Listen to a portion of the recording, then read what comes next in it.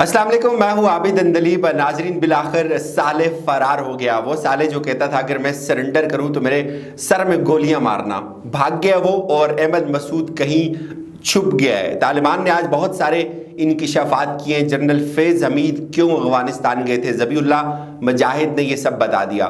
बहुत इंपॉर्टेंट अफगानिस्तान की और ख़ास तौर पे पंजशेर के हवाले से ख़बरें कि किस तरह अब तालिबान ने एक क्लीन ऑपरेशन शुरू किया पूरे पंजशेर के अंदर से असले को कलेक्ट करने का।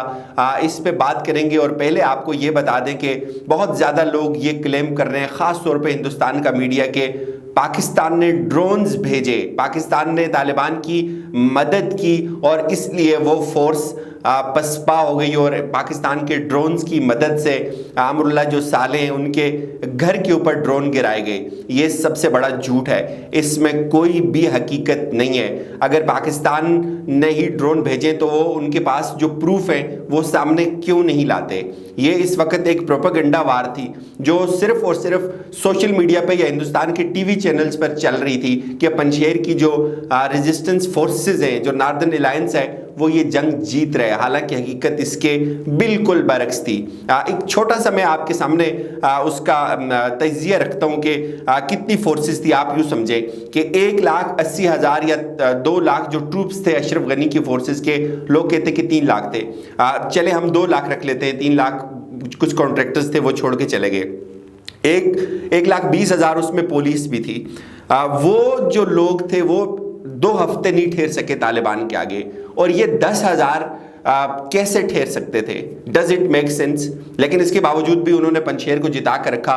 दिन ब दिन वो उनका जो हौसला था वो बढ़ाते थे, फेक अकाउंट्स बनाए हुए थे और पूरे का पूरा एक प्रोपेगेंडा वार शुरू की हुई थी तालिबान के खिलाफ। अनफॉर्चुनेटली, फॉर्चुनेटली बल्कि, वो उनके हक में तो नाकामी हुई, उनको वहाँ उनको मुंह की खाना पड़ी। और अब आखिर पे उनके पास क्या था कि जनरल फैज़ हमीद काबिल चले गए और ये सब पाकिस्तान ने किया। अब सवाल ये होता है पैदा कि क्या जो नेटो के 28 ममालिक थे, इतनी बड़ी फौज थी, जो अमेरिका था, क्या उसको भी पाकिस्तान ने फिलॉप किया?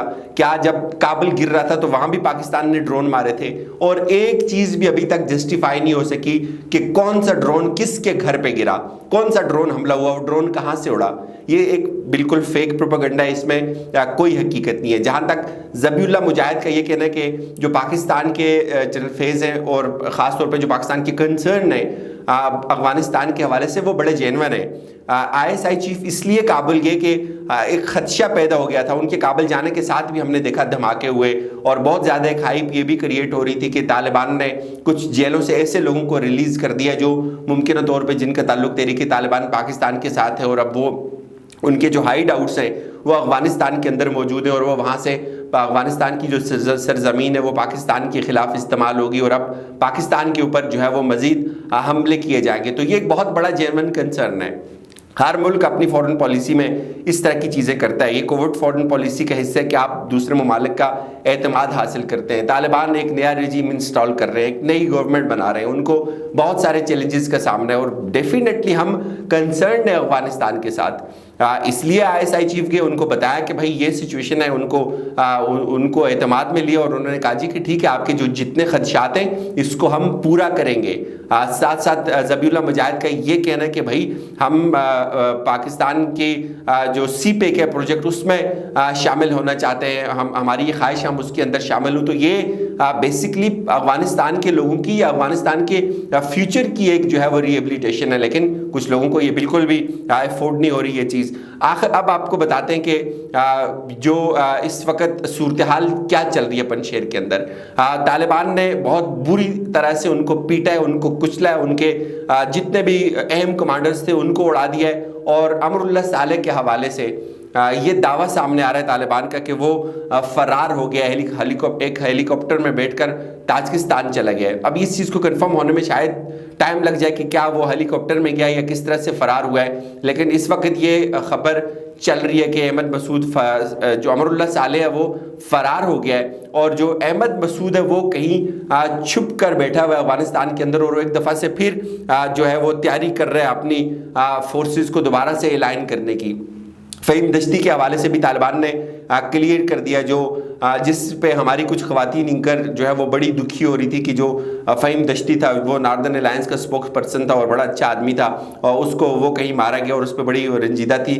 ان کو جو 20 سال سے افغانی شہید ہو رہے ہیں ان کا دکھ نہیں سمجھ آتا تھا ان کو. فہیم دشتی جو ویڈیوز بناتا تھا اور جس کو ہندوستان کا میڈیا اٹھا کے ہیڈ لائنز بناتا تھا اور ٹکر چلاتا تھا، اس پہ وہ بڑی فسردہ تھی. اس پہ بھی طالبان نے وضاحت کی کہ جو مزاحمتی فورس کے فہیم دشتی تھے وہ ہم سے لڑائی میں نہیں مرے، بلکہ مزاحمتی فورس کے جو اندرونی جھگڑے تھے ان کی وجہ سے جو ہے وہ مرے. اور اس کے ساتھ ساتھ یہ بھی کہنا ذبیح اللہ مجاہد کا کہ طالبان چین کی حمایت کو ایک مثبت قدم سمجھتے ہیں اور ہم یہ کوشش کریں گے کہ ہم اس سی پیک کا حصہ بنیں. تو یہ پاکستان کے لیے ہر اعتبار سے ایک بہت زبردست اور ون ون سچویشن ہے. پاکستان کے خدشات کو وہ ایڈریس کر رہے ہیں، پاکستان کے اندر جو کئی سالوں سے دہشت گردی ہے اس کو وہ ایڈریس کر رہے ہیں، اور اس سے بڑی بات اور کیا ہو سکتی ہے.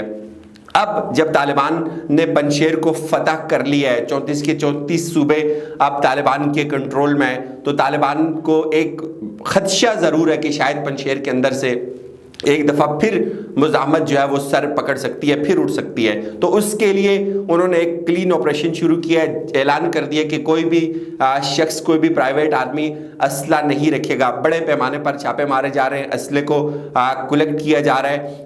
اسلحہ جو ہے وہ صرف اور صرف یا تو فورسز کے لوگ رکھیں گے یا جو طالبان کے ساتھ شامل ہوں گے وہ لوگ رکھیں گے. اس سے بڑی خجالت اور بڑی شرمندگی کیا ہو سکتی ہے احمد مسعود کے لیے کہ اس کے باپ کا جو میوزیم تھا وہاں تک طالبان پہنچ گئے. اب اس کا پہلے اس کے گھر کے اوپر گئے، اب پنجشیر سارا فتح کر لیا، اس کے میوزیم پہ چلے گئے. تو اب پیچھے کیا رہ گیا یہ احمد مسعود؟ اب آپ بتائیں اس کی کیا اوقات رہ گئی ہے، اس کی کیا ورتھ ہے کہ اس کے ساتھ طالبان کوئی کسی جگہ بیٹھ کر کوئی ڈیل کریں گے، کوئی ڈائیلاگ کریں گے اس کے ساتھ. اور اگر یہ 4 دن پہلے ہو جاتا، 4 دن پہلے یہ مذاکرات کی ٹیبل پہ بیٹھ جاتا، 500-600 سے زائد ان کے لوگ مارے گئے، وہ بھی نہ مرتے، اور شاید کوئی اس کو کچھ اچھا مل بھی جاتا. لیکن ان کو قبول نہیں تھا. اس لیے قبول نہیں تھا کہ ویسٹ یہ نہیں چاہتا تھا. ویسٹ یہ چاہتا تھا کہ ایک اس طرح کا جو سیف زون ہے افغانستان کے اندر وہ رہے، اور جہاں سے جنگ و جدل شروع ہوتی رہے، جہاں سے تباہی شروع ہوتی رہے. یہ بڑی انٹرسٹنگ ویڈیو سامنے آئی ہے جس میں احمد مسعود کا جو میوزیم ہے، بڑا تاریخی میوزیم تھا پنجشیر کا، اس کے اندر طالبان داخل ہو گئے. ویڈیو دیکھیے اور اپنا خیال رکھیے گا. دا د احمد شاه مسعود خبر دی او د اسلامي امارت مجاهدین را رسیدلي ساتنې دپاره چې څوک ورته ضرر ونه رسوي، او د دښمن ټول تبلیغات پروپاګند دا موږ په کلکه ردو، او لله الحمد یې مجاهدین په هر څه پوهېږي او د مسعود د قبر ساتنه کېږي چې څوک ورته سیب ضرر نقصان ونه. ټول تبلیغات پروپاګند دا موږ په کلکه ردو، او لله الحمد یې مجاهدین په هر څه پوهېږي او د مسعود د قبر ساتنه کېږي چې څوک ورته سیب ضرر نقصان ونه.